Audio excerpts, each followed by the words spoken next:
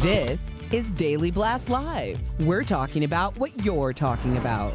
Real, honest, entertaining, live. DBL starts right now. Welcome to Daily Blast Live. It's Friday, yay. November 8th. I'm here with Al, Brandon, Lindsay. Sorry. You didn't know where to go with that. I didn't. I just went down. But you committed. Thank you for the commitment. Let's get right to it. Donald Trump Jr. Whew. He picked a fight with the ladies on The View yesterday. The president's son, who has a new book, called out Joy Behar and Whoopi Goldberg on their show. Let me tell you how things got heated. Watch this. Joy, you've worn blackface. Whoopi, No, you said I'm that sorry, Roman I'm sorry, Polanski. not. I'm sorry, and don't. If you you said do that it, Roman Polanski, it wasn't rape when he raped a child. So let's okay. talk about So serious let's things. talk Come on, about that's this. So not you fair. want to bring this up? The question came up. I did not go in blackface, please. No, she was not in blackface. Thank you. Sorry. Listen, being black, I recognize blackface. This I can say. Okay. I know it when I see it. Let me back me up on that. That's So a now that you've broken this piece of ice, because I guess this is the fight you wanted. It's not the fight I Yeah, want. it is. But if we're Because talking when about character, we're because talking when- about these Are you things. questioning my character? I'm not No, questioning your we're talking character. about I'm talking about okay. you're questioning my father's character. I'm and not, I say I'm we all sorry. have done I didn't and said question things. anybody. Get it out my ear. I know I took my earpiece out I too. swear, I forgot we were on TV. I was just like listening to people bicker. It's like walking into a party and everybody's arguing already. Well, honestly, that was probably the most annoying interview I've ever seen. He went on there, and he knew he was going into the lion's den, right? You're sitting on a panel with a lot of people who publicly said they disagree with you. But my problem, he brought up things like, I think he went there with fire and ammunition, knowing that they were going to hit him with questions that had nothing to do with his book, right? So he brought up something about Joy. She said she dressed as a beautiful African woman in the past. I don't know whatever that means. Maybe not blackface, but she wore darker makeup than her skin. Is that offensive to a lot of people? Yeah. But your very point is why he won.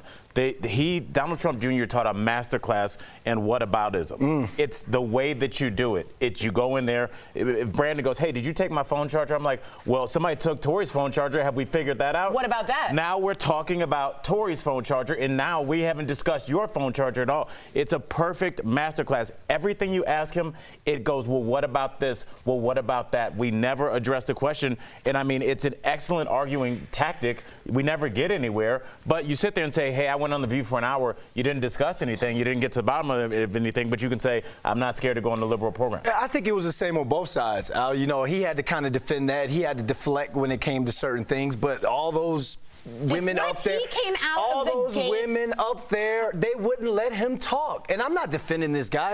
That's not my homeboy or anything like that. I'm just saying, trying to watch that and actually trying to hear some sort of civil discourse, there was absolutely no civility up there. And 17 minutes into the interview, they didn't ask him a thing about his book. Isn't that why he's there? At least start with that. But show the guests some courtesy. You guys all know how to interview people, right? You start with why they're there, and then you move on, right? Don't act like you have no regard for why they're coming on the show, or else he's going to treat them with the same energy. Well, sometimes you do plug the book at the end of the interview. Right. Now, could The View have been more civil and not talked over each other, spoke over each other, and could they have asked him directly about the book? Absolutely. But when you put a book out called Triggered, to me that means I'm just a bully. I'm out there to make bullying tactics. He did it to Joy, then he looked at Whoopi, then he did it to them, and it's like ridiculous. So I think they handled it the best they could. All I had, ding, ding, ding, ding, heard Whoopi in that bell. I was just sitting there like, oh. Yeah, well, let us know what they think. XOOX says he came out the gates throwing shots, LOL. So let us know. Well, it was a super scary scene at a Buffalo Wild Wings in Massachusetts. One restaurant worker is dead, and 10 others have been hospitalized after reports of a chemical reaction in the kitchen. A male worker reportedly inhaled this strong cleaning agent while prepping the floors to be cleaned. He was then rushed to the hospital after being overcome and later died. Buffalo Wild Wings released this statement saying, "We are shocked and saddened to learn of this horrific incident and are working closely with our franchise and the authorities while they conduct an investigation." I want to give you guys some context here. He started to not feel well. Then the employees started to smell something and it started to burn, and they started running out of the store while people sat and ate. And they said as soon as the customers saw that, they got up and left. By that time, they had to come in biohazard mats. They think it was ammonia or chlorine mixed, or it could have been cooking oil or chlorine, something simple, and it was almost like World War I gas. And this is something that, I mean, these are household cleaners. This is something that our parents, our grandparents, or even us cleaning at home could make this mistake. But what I'm wondering is, Buffalo Wild Wings, they've had a rough week in the news.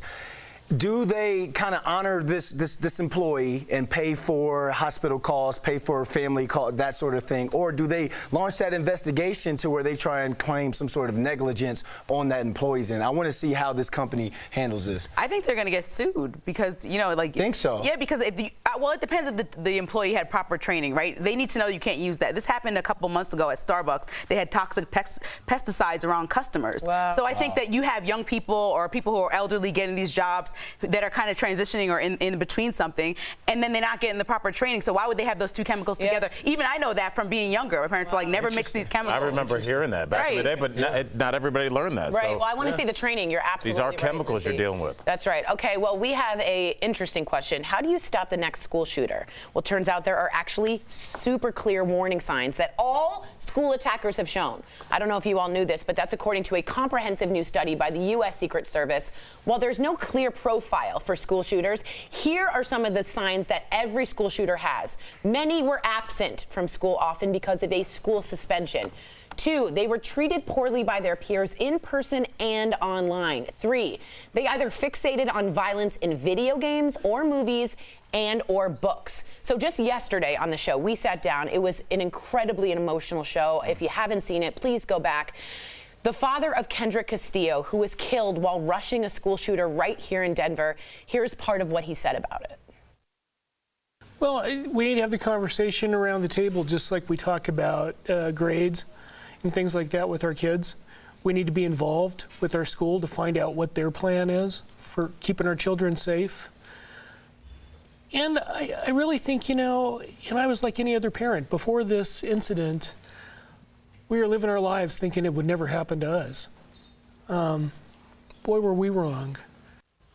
And if you want to hear more of our interview with John Castillo, head to our Facebook or YouTube page. I don't know, everybody was crying in the studio. It was incredible. And he kept saying, I want to stay every hour. He did every digital break because he's angry. Yes, he did. He said, this is helping me get over that anger that he has. And I thought he was absolutely wonderful. What did you take away? He definitely had an edge to him, which I really liked. He didn't just come in and just like, I just want to honor his memory. He was angry. As anybody, that's a real emotion. And anger is fuel. It's fuel to help you get through 3 live shows and doing every digital break and going to every hearing and doing every interview, doing Facebook Live things to make everybody understand that he's angry that he lost his child due to something that looks like it could have been prevented. We've seen all these people. The kid in Stoneman Douglas, everybody said he wasn't allowed to bring a backpack to school. Like we have to identify these people just like anything else. But you as a father, since you're the only one with kids up here on this panel, do you feel more at ease or more aware that the Secret Service was behind this study instead of hearing, oh, we need more prayer in school, oh, we need to get the kids not playing more video games? Right. I mean, it makes me feel better. But I mean, again, we're in an age, Lindsay and Brandon and Tori, that I don't think facts matter. Yeah. I don't think anything.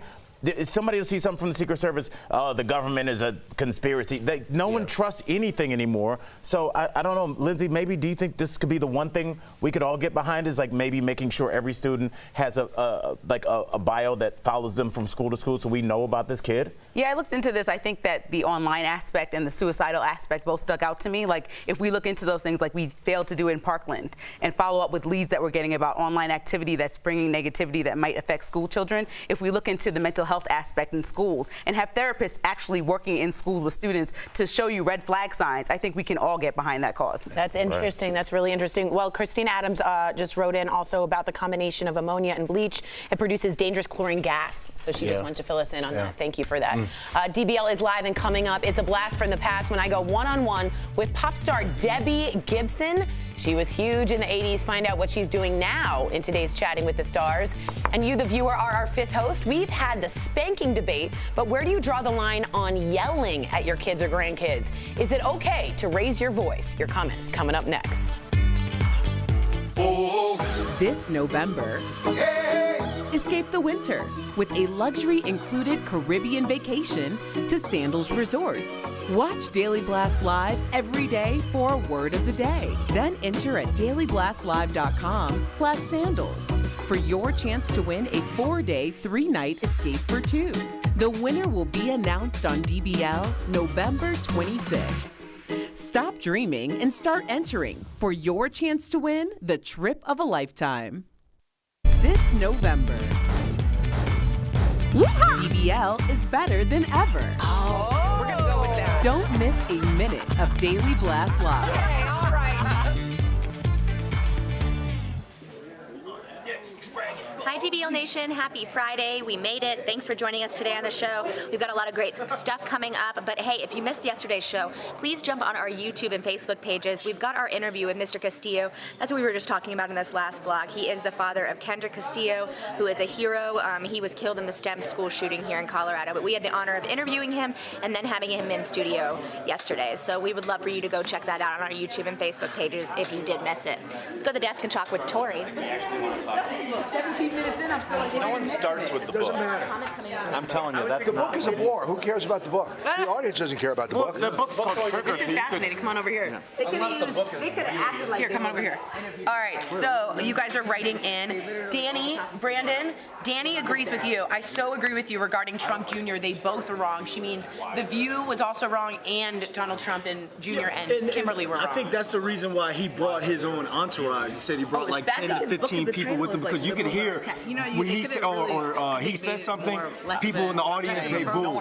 He said something hard, then you hear like, oh yeah. And also, Whoopi said to the audience, please stop with the booing. You're messing, you're effing up our And they did it until Whoopi said. So they could, apparently the audience was booing so bad they couldn't hear at all. Oh, I thought they just couldn't hear because they were all talking. No, they were booing, and then he said there was 15 people Donald Trump Jr. brought that kept clapping to break up the boos. Yeah. So they had an entourage to break up the boos in the audience. It was great TV. It was exactly good TV, but I don't think Did you get anybody anything out of it? Did you get anything out of it? Like, did it change how you feel about Donald Trump Jr., not Senior? You know what changed me? Abby Huntsman looked very good. Yes, For the first time, I realized why Abby Huntsman was on that show. I'd never really got Abby Huntsman, and I thought that was a good I don't think job. she belongs there. Well, I don't know if she does or not, but she hit him with the whistleblower tweet, and I thought, good for you, standing up as a Republican-ish libertarian. I thought, great job. A little?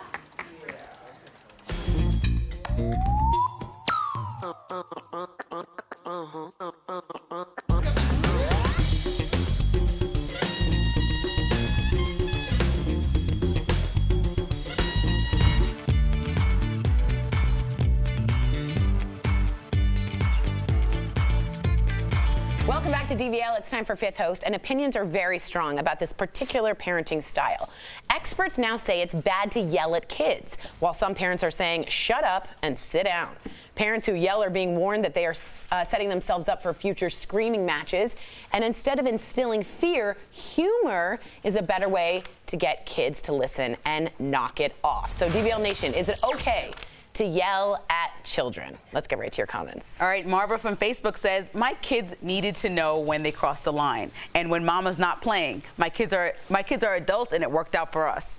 And I think that, to me, I always got yelled at when I was being bad, and I think that I would probably yell at my kids. But I think when you lose your temper and completely get crazy, that's when you lose the entire conversation. So I think you have, there's a fine line between yelling at them and getting crazy. Yeah. Jackie from Facebook says, I ask nicely a few times, and if my point is not received, I may throw in a few colorful words.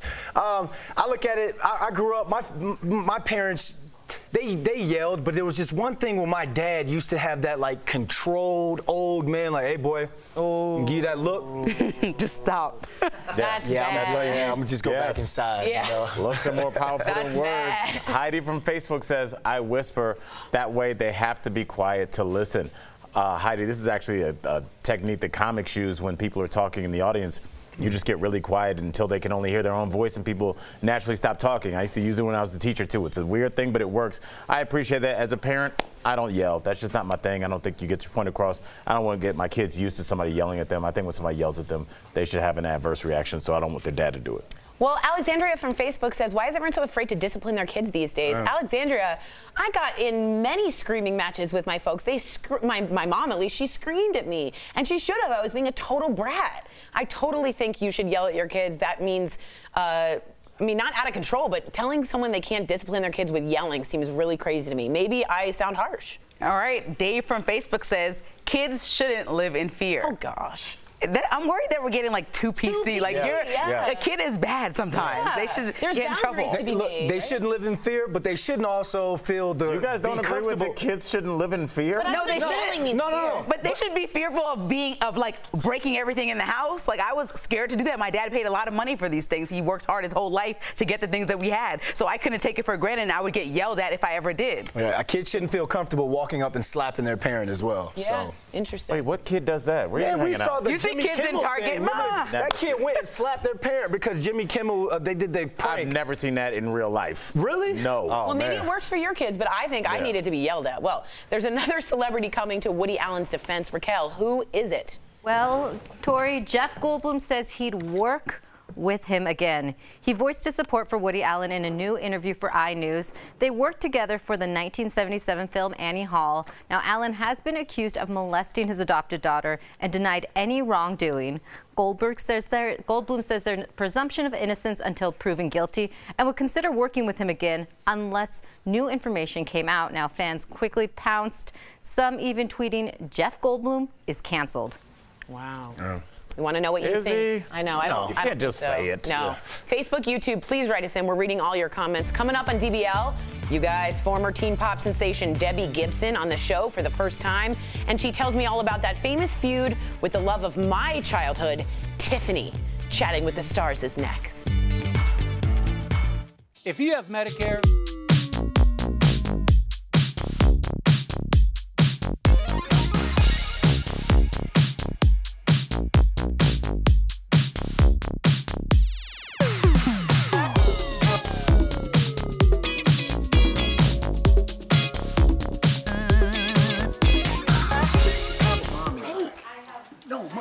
I mean, you don't want to be the parent that yells at your kids all the time, but Right. sometimes I mean, you have to yell get at the your kids. kid to get something Yeah. across. So the thing is here, if your kid's running into the street and they say, hey, don't ever do that. That's dangerous. You kind of got to yell. If you whisper it, it doesn't make the same. When you go ballistic is when you. But I know what you mean about the whisper. Danny says, I like the whisper idea. I know what you mean. But I just don't like the idea that no yelling. Sometimes you got to set a boundary. I knew not to touch certain things or go certain things. You were going to say no yelling because you said you went to like a more open-minded school when you were younger. Everybody was free to be. We did, but we were also taught that there were certain boundaries. Like, they let us have open campus, right? Mm-hmm. From freshman year to senior year, you didn't even have to sign out. You walked off. There was no security. You just walked on and off. And you. I ain't with that. But what to me that taught me was they respected us, and we would respect them. Okay. So there was. I think I don't know if that's a great idea to just have no security. No, nowadays, no. No. Well, there were bad people back then too. Well, we had a cop on the thing, but we were allowed to just go in and out and in and out. Another thing about your school I didn't really like is how you guys could call your teachers by their real names. We only call their teachers by their first name. Ma'am and sir. No. If I didn't say yes ma'am or yes sir growing up, my right, mom but then how do you question authority in life? It's, I don't know. I'm just old school, I guess. Slippery slope.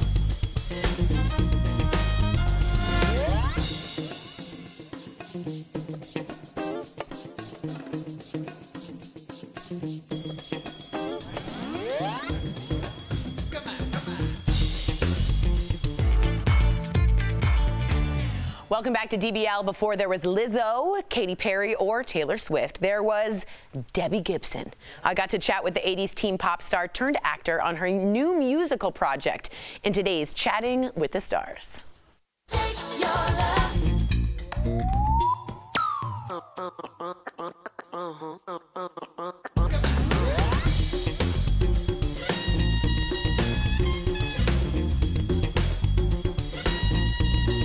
Top 10 singles, 2 number ones, and 2 platinum albums.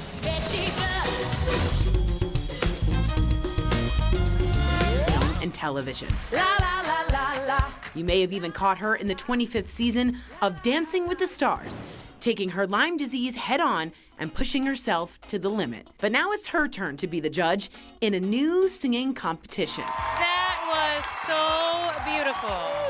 Debbie Gibson, welcome to Daily Blast Live. I'm so excited to be talking to you. Now, you're a judge on Nickelodeon's new show, America's Most Musical Family, and I want to know, if you were performing on the show, who would you take with you from your family? Oh, that's such a great question. Hey. So I grew up singing with my sisters, who I love, who are all amazing career women and moms, but they don't want anything to do with singing with me anymore. So I think my dad and I, especially when I was younger, we would have broken some hearts on the show by duetting. That's amazing. That's awesome. Well, people love Hallmark movies, especially during the holidays. People are obsessed at Daily Blast Live. And you have been in a couple yourself. So we want to know, why do you think they're so addictive? I think everyone loves a happy ending. Yes. And in this chaotic world we live in, it's like, look, you tune in and you know, oh, there's the couple and we're going to watch them fall in love. We know the way it ends, but we want to watch how it unfolds. Everyone wants to live in a Hallmark Christmas town, oh my too, God, so bad. And I'm Jewish, and I still want to live in a Hallmark Christmas. I totally do. I'm obsessed with it. It's amazing.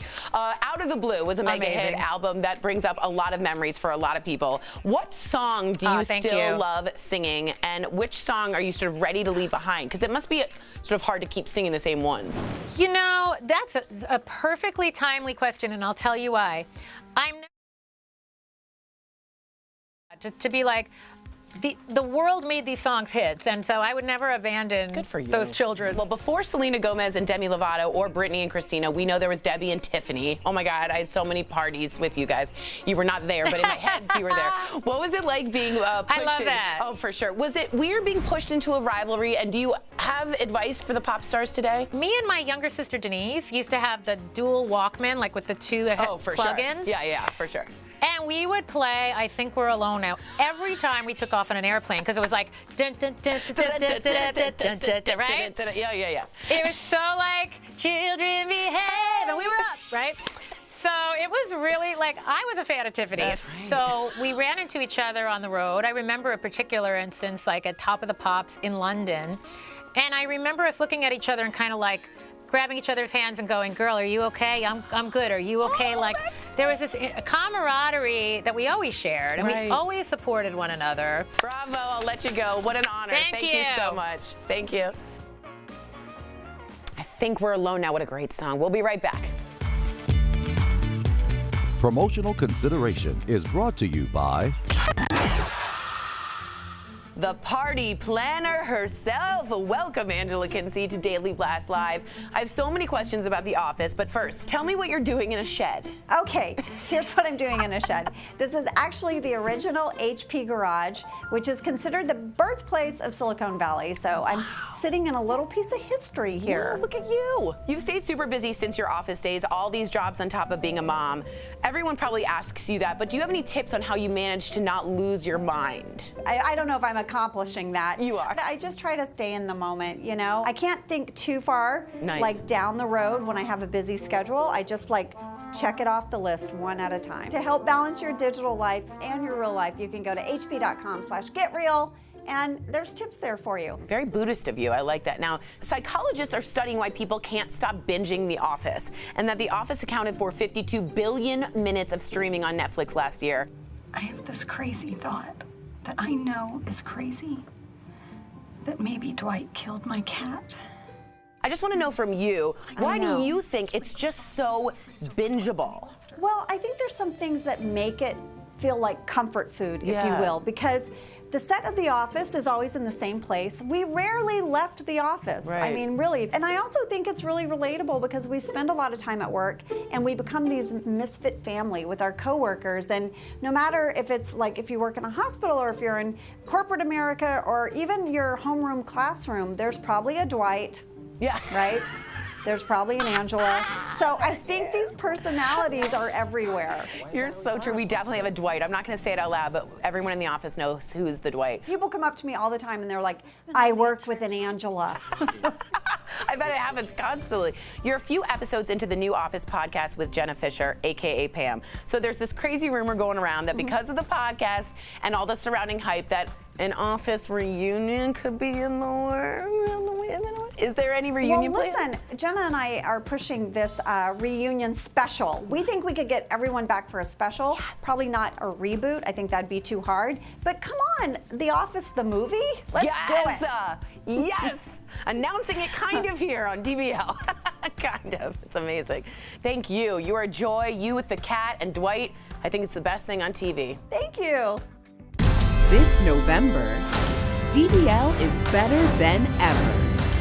We're talking with the father of school shooting victim, Kendrick Castillo. You know, he was my best friend, and he was the love of his mother's life. A woman finds out her mother's fertility doctor may be the father. I'm thinking my dad is not my biological father. Meeting a transgender mountain climber determined to conquer the world. Took the risk of becoming my authentic self. And unraveling mysteries in our true crime chronicles. And that's just the beginning of what's happening on Daily Blast Live this November. We never stop talking about what you're talking about.